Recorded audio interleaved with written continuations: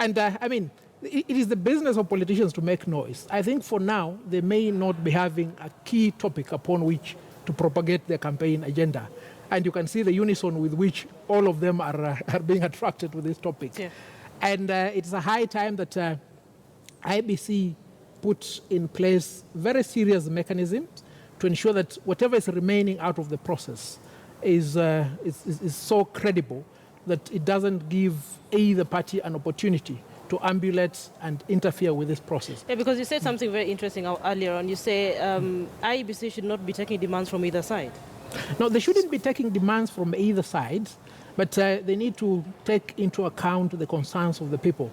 And remember, my initial comment was this, not at this particular point in time, because when the matter left the court in February, the directive that were given by Justice Odunga were this: please start the process afresh, comply with the Constitution, comply with the Public Procurement Act, comply with the election rules, and consult the political parties, the register of the political parties, and the key players within the liaison committee that's supposed to coordinate this.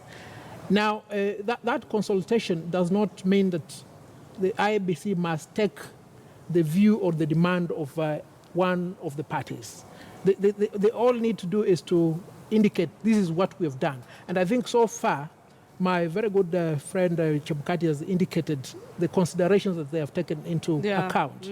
The ability of this body to actually deliver. Yeah, deliver within the period, and the fact that it may not be feasible to undertake an open tendering as opposed to the selective tendering that they took. So I think to that extent, this must be laid to rest. I think there are many other topics that the key contestants can debate over. Perhaps they this should, is not one of them. Yeah, they should look forward to the outcome in the Court of Appeal on the 23rd. They should look forward to what Saffron, who is supposed to be oversighting the transmission of results, should do. But I think on the ballot, I think nothing much turns on it. It should be left to rest. Joy, so now we're in agreement that this has injured the credibility of IEBC. But then IEBC is offering presidential candidates a trip. Let's take you to Dubai. Let's see what Ghurair does. That maybe you understand why we picked on them and probably just address some of the concerns you have. Is there a way out of this? It's an attempt at what Harvey is pointing out, is just the chairman saying, look, come and interrogate it. What does it look like to you? Are you happy with what we have done? Look at the security features. Does it sort of allay the fears that we have? Remember the discussion we had yesterday. One of the things that I pointed out was you can have ballot papers, but it's the process that counts more. If the ballot papers are in place, but the process is marred, you can have very good ballot papers and they'll do you no good in the end if the process itself is marred. Our attention should be focused in that direction. How are we putting in place enough observers, for example? Do we have enough clerks? Have they been spread out correctly? The gadgets, are they working? Have they been tested? The things that drove us 2007, 2008, those issues of even hyping people's emotions, can we start working towards bringing down the rhetoric? This is where we should be headed as a country. But when you see Chebukati getting to a place where he's inviting the presidential candidates to come along with him, in my opinion, is an act of desperation. If I was in his shoes, I wouldn't even bother. I'd be telling them, look, if you've got a problem with how I'm doing my work, the process is finished, then go ahead and form a tribunal and find out whether or not I should remain chair of IEBC or not. Because there has to come a place where somebody says, right, enough. We're getting on with it. We have given you sufficient grounds to go on appeal anyway. So start putting your legal team together and gathering your evidence. Let's meet in court. Let's meet in court. Because you think you shouldn't have done that, should they? Look, I think what Chebukati misses is the point of attack submitted by NASA. NASA have not said that there's anything wrong in the manner in which the ballot papers will be printed. They have said one of the key participants in this election, through himself or through people associated with his party and family, are close friends with the printer. And you see, that is an issue of impropriety on one of the players. And if there is impropriety on one of the players, then that is the issue that needs to be addressed. And I think, I mean, in all fairness, when this process started, Chebukati was not there, but Ezra was there. Now, the biggest blame appears to be targeted on Ezra. And I think in the recent events, Ezra no longer has his usual smile. I think he is now appreciating the ignominy of the situation. Yeah. So that if at all it is true that Ezra held the hands of certain individuals and took them to State House in respect of the Ghurair matter, then Ezra must be in a lot of trouble. He says that is politics. Well, it may be politics, but I think when it comes to an election, perception matters. It may be done in a very credible manner according to the person oversighting the process. But are the participants satisfied with this? If they're not satisfied with it, then, as I've indicated much earlier, we need to interrogate. Can the problem be severed? Is the contract one that can be performed in the manner in which it is, and then legal or political action taken by those who appear to have benefited? Because actually, I think if you interrogate it further, and if you bear in mind the lamentations of Honorable Senator Wetangula as well as Duale, there appear to be some bickering that, look, my guy got the contract, your guy didn't get the contract, your guy was looking for the contract, so your guy has missed 2.5 billion. It's actually an issue of money. It's nothing got to do with the credibility of the paper itself. Yes. Joy, so IEBC says we are not cancelling this tender. NASA says you need to cancel this tender. So as at yesterday, we had a standoff. Way out. There's no way out. IEBC will conduct the elections. NASA is not responsible for the conduct of elections. They're only players in the elections. And if they go ahead with their threat of boycotting the elections, they will be the losers because there are enough other players in this current election for it to carry on regardless.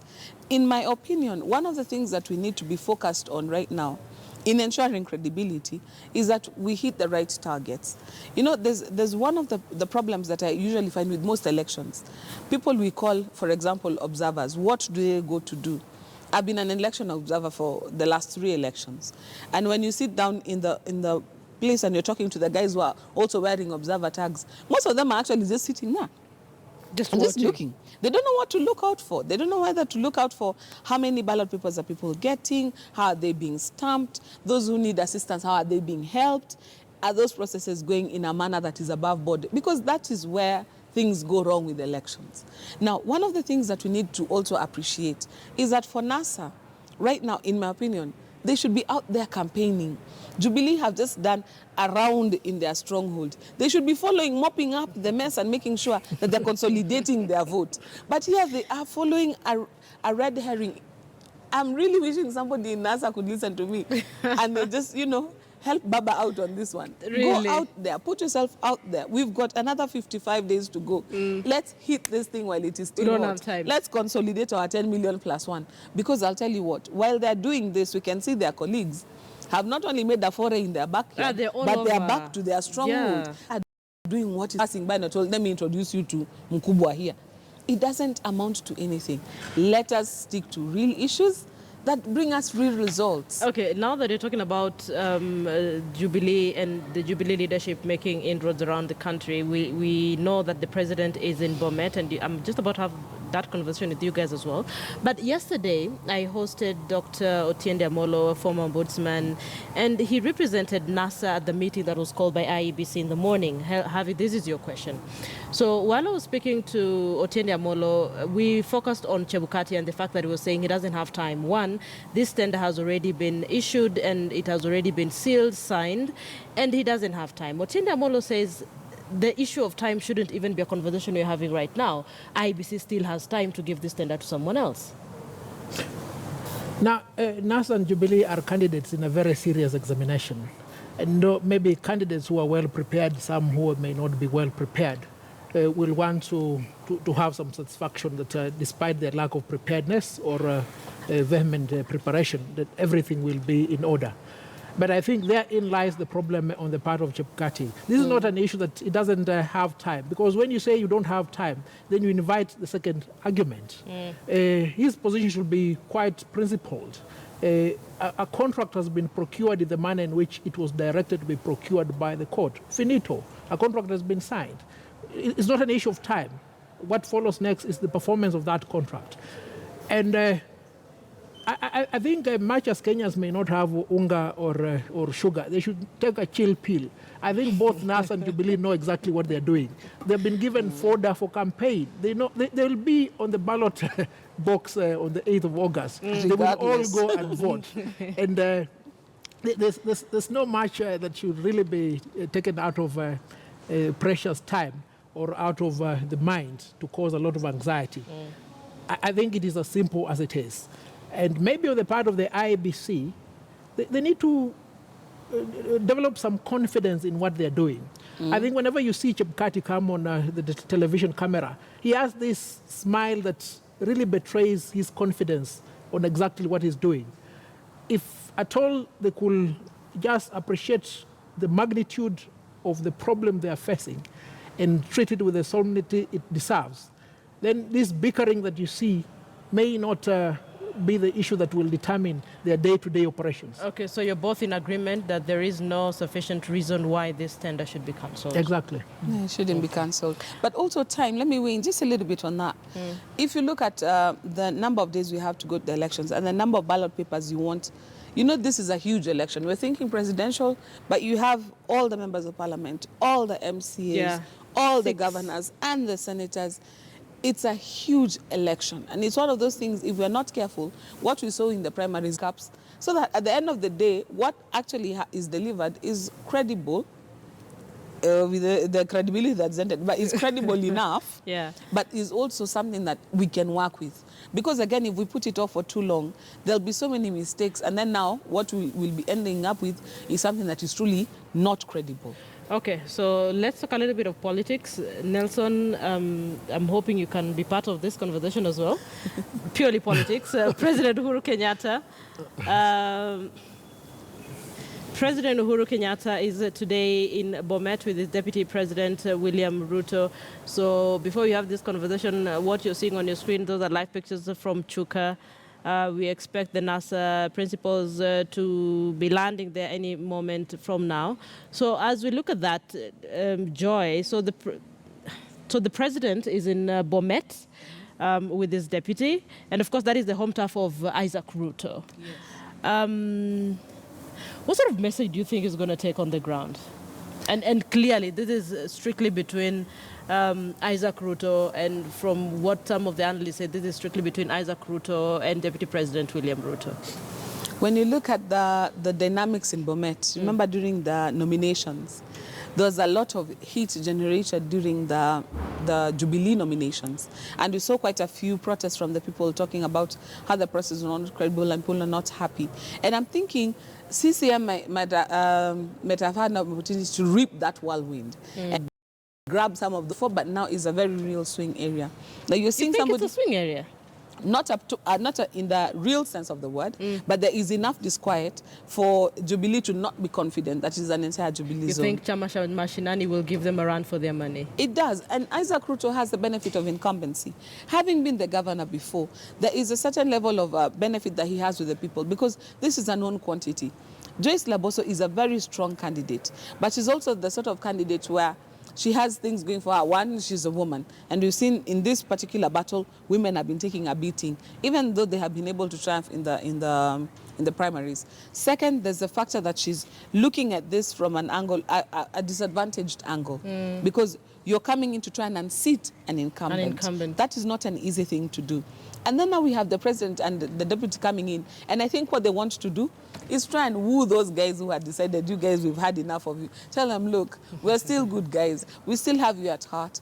We want you to support our Jubilee candidates. But we've also had them before saying, even independent candidates, we really, really like you. You're still our guys. So that's, I'm expecting a charm offensive to try and calm those stores and also to try and boost Joyce Laboso. Because if this visit is successful, it will do a lot for her as a candidate to be able to garner some votes. Is she going to be successful? Still up there in the air because Isaac Ruto is a very strong candidate with very strong grassroots support. Javi, I'll let you have the last word on this. I think Jubilee is in trouble in the North Rift, and we can compare the events in 2013 and now. When Ruto took the presidential campaign to the North Rift in 2013, he had a commanding presence. In fact, there's nobody who stood up to contradict him. But we saw in the recent events in Kericho, in Italy, he was bowed down, and in fact, he was told to tender NASA. Now, I think if you look at that and compare the promise that Isaac Ruto has given of delivering 1 million votes from this region, I think there is a great concern. And the chest thumping that we may have seen lately, I think it's just to give them some confidence to enable them garner support and ensure that the 1 million votes do not get come out of their fold. Yes. Nelson, Harvey, Joy, Brenda, thank you so much for your time. It's been such a pleasure hosting you guys. Thank you so much for speaking to us.